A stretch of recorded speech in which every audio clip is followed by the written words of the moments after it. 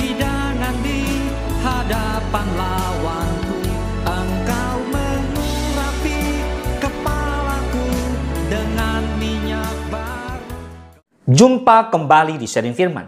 Tema Sharing Firman hari ini adalah percaya Tuhan, tapi masih takut kehilangan. Nah, saudara dikasih Tuhan, banyak orang Kristen berkata, saya percaya kepada Tuhan. Tetapi di saat yang sama, hatinya masih dicekam oleh ketakutan. Takut kehilangan uang, takut kehilangan pekerjaan, takut kehilangan orang yang kita cintai, bahkan takut kehilangan masa depan. Padahal firman Tuhan berkata di Ibrani 13 ayat 5b, aku sekali-kali tidak akan membiarkan engkau, dan aku sekali-kali tidak akan meninggalkan engkau. Itu artinya Tuhan tidak pernah meninggalkan saudara dan saya. Pertanyaan untuk kita hari ini adalah, mengapa kita bisa percaya Tuhan tetapi masih takut kehilangan? Mari kita bahas. Yang pertama, akar dari rasa takut kehilangan. Yang pertama adalah keterikatan pada harta dan dunia. Mengapa orang bisa takut kehilangan? Karena keterikatan pada apa? Pada harta dan dunia. Yesus berkata di Matius 6 ayat 21, sebab di mana hartamu berada, di situ juga hatimu berada. Orang yang terikat pada harta, maka hatinya ada di sana. Yang dia pikirkan adalah hartanya. Yang dia renungkan, yang dia kejar adalah harta. Makanya, banyak orang sulit menyerahkan hidup sepenuhnya kepada Tuhan. Mengapa? Karena hatinya terlalu melekat pada apa yang dimiliki. Terutama adalah harta. Lalu yang kedua adalah pengalaman pahit di masa lalu. Ada orang yang pernah kehilangan sesuatu yang berharga. Sehingga trauma itu membuatnya sulit percaya bahwa Tuhan sanggup memulihkan. Padahal Tuhan berjanji menyertai kita sampai akhir zaman. Itu artinya Tuhan Yesus selalu bersama-sama dengan kita, saudara. So, kalau kita kehilangan segala sesuatu, mari kita positif. Kita bersyukur saja.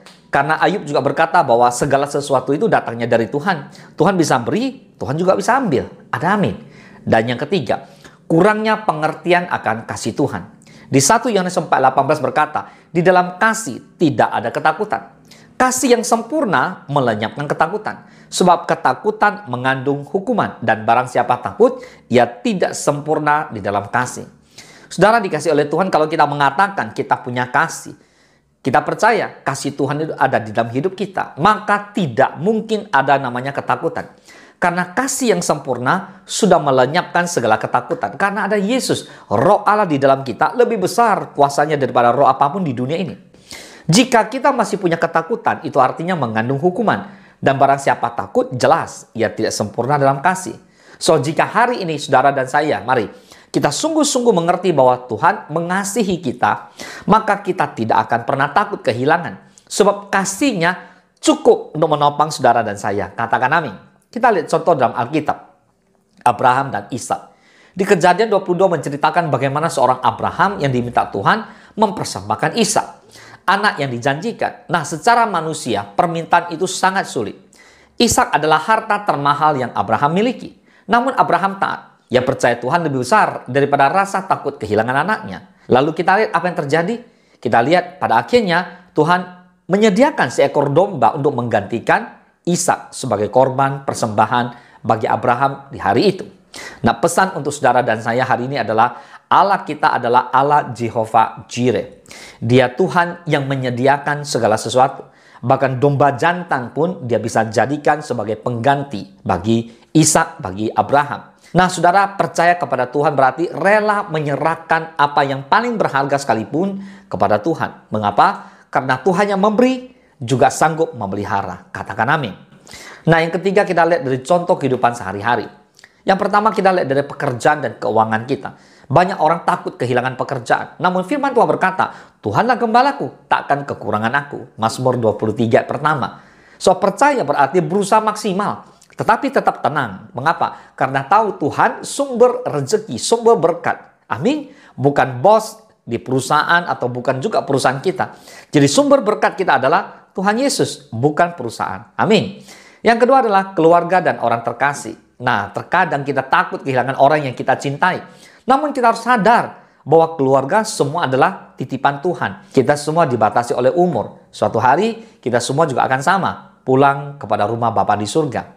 Nah, contohnya adalah seorang ibu Kristen yang sakit keras berkata, saya tidak takut karena hidup dan mati saya ada di tangan Tuhan. Nah, itu adalah iman yang percaya, bukan takut kehilangan. Dan yang ketiga adalah masa depan. Banyak orang begitu mencemaskan soal masa depan. Takut gagal, takut tidak menikah, takut tidak sukses, dan sebagainya. Pada firman Tuhan berkata di Yeremia 29 ayat 11 berkata, sebab aku ini mengetahui rancangan-rancangan apa yang ada padaku mengenai kamu, yaitu rancangan damai sejahtera, dan bukan rancangan kecelakaan, untuk memberikan kepadamu hari depan yang penuh harapan. Katakan amin. Nah, sekarang kita bahas yang keempat, poin yang keempat tentang bagaimana mengalahkan rasa takut kehilangan. Yang pertama, melepaskan hati dari dunia. Kolose 3 ayat kedua berkata, pikirkanlah perkara yang di atas, bukannya di bumi. Lepaskan hatimu bagi dunia. Kerjakan apa yang menjadi kehendak Bapa di surga. Pikirkan apa yang Tuhan pikirkan. Rasakan apa yang Tuhan mau. Kerjakan apa yang Tuhan perintahkan. Saudara dan saya pasti diberkati Tuhan. Dan belajarlah berkata bahwa Tuhan, semua milikku adalah milikmu. Semua milikmu, semua bukan milikku. Artinya Tuhan, engkaulah yang beri, engkau yang punya, dan engkaulah segalanya. Aku hanya seorang pengelola. Katakan amin. Yang kedua, mengenal kasih Tuhan lebih dalam. Semakin kita mengerti kasih Tuhan, semakin kita tenang. Ada amin. Kasih Tuhan nyata di salib. Yesus rela kehilangan nyawanya supaya kita memperoleh hidup yang kekal. Amin. Jadi kasih Tuhan nyata di atas kayu salib. Yesus rela kehilangan nyawanya supaya kita memperoleh hidup yang dahsyat, hidup yang luar biasa, hidup yang kekal. Katakan amin. Dan yang ketiga adalah belajar hidup dalam iman, bukan perasaan. Di 2 Korintus 5 ke 7 dikatakan, sebab hidup kami adalah hidup karena percaya, bukan karena melihat. So, jangan biarkan perasaan takut menguasai kita. Berdirilah di atas janji firman Tuhan. Mengapa? Karena iman kita menentukan. Hidup kita hidup karena percaya, bukan karena melihat. Amin. Nah, sekarang kesimpulannya apa, saudara? Yang pertama, saudara percaya kepada Tuhan berarti menyerahkan seluruh hidup kepada Tuhan. Termasuk hal-hal yang paling kita takut kehilangan. Yang kedua, lewat kisah Abraham, kita diajarkan untuk rela menyerahkan Ishak. Dan artinya, Tuhan mampu menyediakan. Amin. Jika kita mau mempersembahkan Ishak dalam kehidupan kita kepada Tuhan, Tuhan Yehovah Jireh menyediakan penggantinya berupa anak domba jantan. Dan yang ketiga, Yesus mengajarkan kita bahwa kasih yang sempurna mengusir ketakutan. Dan yang keempat, mari kita hidup bukan hanya percaya dengan mulut, tetapi sungguh-sungguh dengan hati, sehingga kita tidak lagi diperbudak oleh ketakutan akan kehilangan. Boleh katakan amin. Tuhan Yesus memberkati.